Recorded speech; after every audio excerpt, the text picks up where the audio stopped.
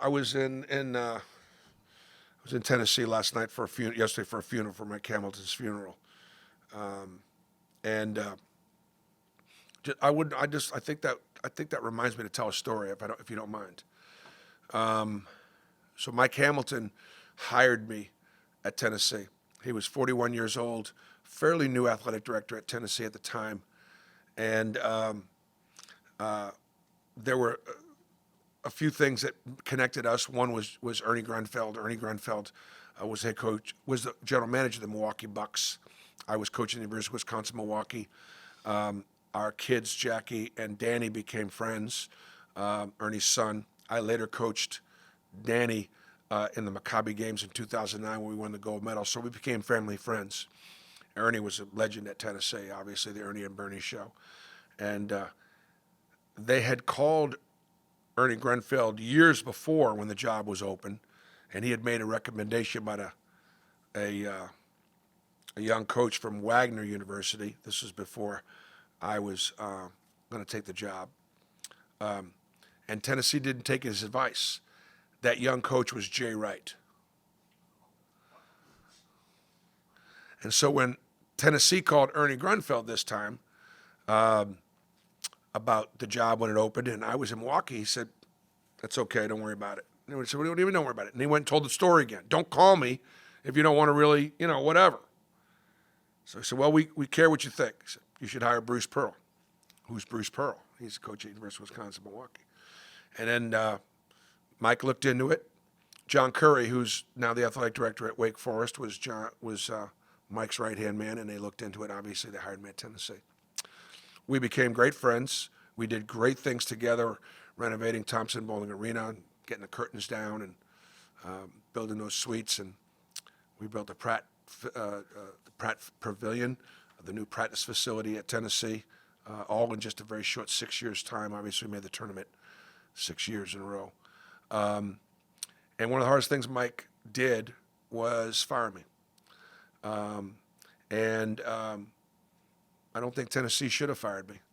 I think we could have got through it, but they chose differently. And unfortunately, a few months after that, Mike Hamilton resigned, probably was forced to resign. So it didn't end well for either one of us at Tennessee. But Mike and I stayed connected. And I always felt badly, very badly, still do, that part of the mistakes that I made at Tennessee, and we made some mistakes, and we've always been apologetic and accountable for those mistakes, was part of the reason why he failed. And so always felt badly about that. Fast forward 3 years, 2.5 years or so, and the Auburn job opens. And Mike Hamilton is good friends with Jay Jacobs. And Mike Hamilton actually was one of the first ones to ever call me. He said, "If the Auburn job opened, would you be interested?" And that one came out of nowhere. Just sort of long story short, it was Mike Hamilton who put Jay Jacobs and I together when the job did open up. And so I just wanted to tell that story because I thought, unfortunately, Mike died of cancer, was not able to outlive his cancer. It was a tremendous celebration of his life the last couple of days, and I was able to go up to the funeral yesterday for a short period of time. So I had Tennessee on my mind. And I'm talking about outlive. You talk about taking a show on the road. I can't believe we've only played 8 games. It feels like we played 18 games already. And part of it is because we've only played, have we played 3 home games? Something like that. And now we're going to go play our 9th game of the year, right? And another one not in the friendly confines of Neville Arena. But that's part of our developing this program. Is traveling. And so you've heard me say many times that I am so grateful to be Auburn's coach because Auburn has given me the opportunity of a lifetime to put me in position to be able to play the very best in college basketball. Having coached for 9 years at Southern Indiana, knowing how important Indiana basketball is, having been at Iowa for 6 years as an assistant to Dr. Tom Davis, it was a thrill for me to coach against IU. But the thing that I was as proud of as anything is the way Auburn basketball looked on and off the court. On the court, we played very pretty basketball. The way we shot it, the way we shared it, the way we defended. Off the court, we looked like we belonged. Nobody travels more than IU and UK. And Saturday afternoon in Atlanta, in an NBA facility, Indiana basketball fans got to see just how much Auburn basketball matters. And again, I'm grateful to the Auburn family for showing up. We're going up to Huntsville tomorrow, and that building is already sold out. It was sold out within, like, I think, a week of when the tickets went on sale. That's just the way family is. And so you understand the responsibility that I feel to try to have our team be competitive. It's just because I'm so appreciative and grateful for the support that we get. I know all the coaches at Auburn feel that way. We just do. And so, that said, this is a trap game. Kind of feels a lot like the Appy State game. Having just beaten a really good Virginia Tech team. Then we go to App State, and the next one's Indiana. All right, we just beat a really good Indiana team. We go play Asheville and Huntsville. We've got Southern Cal coming in Sunday. And so we've talked to the team about it. We lost at App State not because we weren't prepared, not because we weren't ready at all. We got outplayed, and those guards made some big shots. But again, we got better. We did get better. And we learned from some of the things that we didn't do. And hopefully we'll continue to learn and get better. Asheville won their league last year. They won their league. They're picked to win the league again this year. They're not as good as they were a year ago. But obviously, they know how to win. And they played a pretty tough schedule. And they got a kid that might be a pro in Pember. He was a Big South Player of the Year. Young man from Tennessee, actually went to the same high school as my daughter, Leah, Bearden High School in Knoxville. So we know him. He's very skilled offensively. And so, good player, great environment, looking forward to it.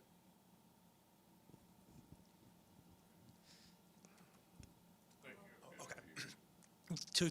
You touched a bit on this, but just kind of on the crowd in Atlanta, on this sold-out game in Huntsville, how have you seen kind of since when you started coaching at Auburn to where it is now, just seeing just the change in kind of interest level in Alabama in basketball to get to this point where you can sell out a game in Huntsville for the first time playing there in 20 years?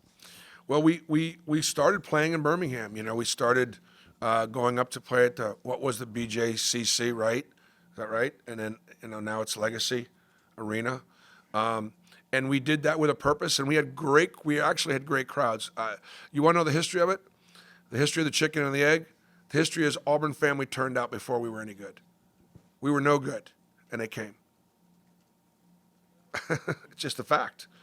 And so we continue to go to Birmingham, and then our trips to Atlanta have a lot to do with recruiting Atlanta, but also have a lot to do with a huge, Birmingham's the number one city Atlanta's the second city in the country as far as the most students that come to Auburn. There's a huge alumni there, and it's great. And they you get to bring the campus to them. And the same thing in Huntsville. We've got unbelievable fan base in Huntsville. Huntsville's the one part of the state which you get a feel like it's more 50-50 when it comes to Auburn and Alabama and Huntsville than you do almost anywhere else, because with the exception of maybe down in L.A., in lower Alabama here, where Auburn has got a little bit more than Alabama. Everywhere else is Roll Tide.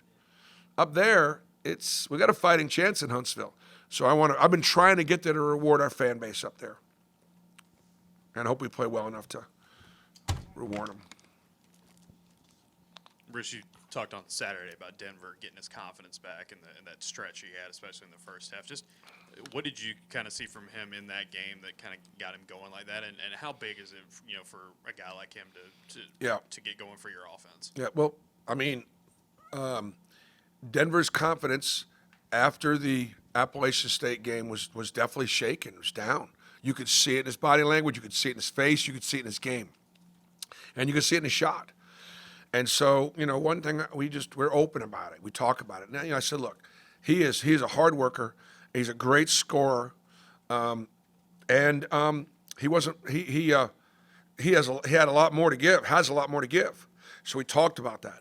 But ultimately I said, look, nobody is going to be able to give you the confidence you need to perform more than you. You got to figure this out. And I think part of it is, his entire career, he's always been at places where he's been overlooked. Let me prove it to you. Now he's finally at a place where he belongs, and we believe in him. Not that they didn't believe in him before, but now he's here. Now he's got to reward the people that believe in him, and he felt that extra pressure. Like, I'm letting the team down. He was letting that pressure bother him, and he worked his way through that. And so I'm very pleased, and he's hopefully that hopefully that continues. But if you look at, again, go back and look at Saturday, it's the best we played, and it's the best we might play in this sense. We got unbelievable play from Trey and Aiden. They didn't have a turnover. They shot it brilliantly. They threw the ball ahead in a fast break. They played really good defense. It's by far the best play. We got the two position with KD and Denver together both played great. Those four guards played great. Now, how much of it was the opposition? Indiana's strength is their front court, not their back court. And so our back court was able to dominate the game, which was great. We got good play at the 3 spot. I mean, Chad Baker had great play at times. Jalen Williams had one of the best games of his career. That's what it took to beat Indiana by 28. It took like 6 or 7 guys having some of the best nights. I even got a question as for you guys there. Somebody, I don't know who he was but it was at the Indiana press conference, right? And I thought about Coach Knight. He's like, Coach, you guys all played really, really well. How are you going to get the guys to do that way every night? I looked at him and I was like, man, it's a good thing for you, like I'm not Bob Knight, okay? Because he would wear you out right now with that question. Dude, if we knew how to do that, we'd do it every night, okay? We don't know. There's not a magic formula. So, but look, it's nice to see. And then the other thing, too, I thought that was very good about was the kids were having fun. They were playing the game having fun. There was a lot of joy in the game. There was passion. I thought they were sportsmanlike.